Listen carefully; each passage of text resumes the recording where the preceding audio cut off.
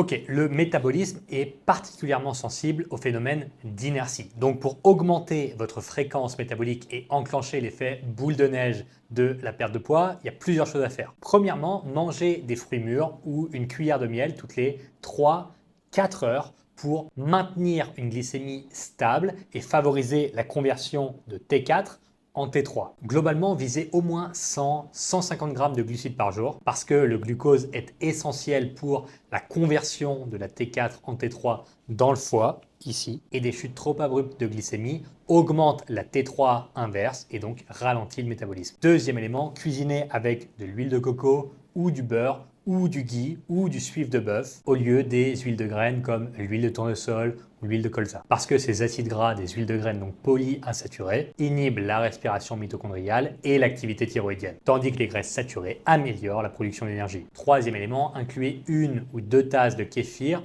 ou une petite portion de fromage tous les jours pour des protéines de qualité riches en calcium. La particularité des produits laitiers, c'est que ce sont des sources de protéines pauvres en tryptophane et riches en calcium, qui à la fois réduisent l'activité parathyroïdienne et stimulent la production de T3. Quatrième élément pour l'énergie mitochondriale et l'activité thyroïdienne, regardez le soleil se lever et se coucher tous les jours dans la mesure du possible. La lumière rouge, caractéristique du lever et du coucher du soleil, améliore l'activité de la cytochrome C oxydase dans les mitochondries, imitant les effets des hormones thyroïdiennes. Cinquième point, prenez une collation légère comme des fruits avec du fromage blanc ou un verre de lait entier avec du miel 30 minutes avant de dormir pour éviter une trop forte baisse de la glycémie nocturne qui ralentit mécaniquement le métabolisme. De façon parfaitement physiologique et évidente, l'hypoglycémie nocturne fait augmenter le niveau de cortisol et abaisse le niveau d'activité thyroïdienne. Une glycémie plus stable aura tendance à préserver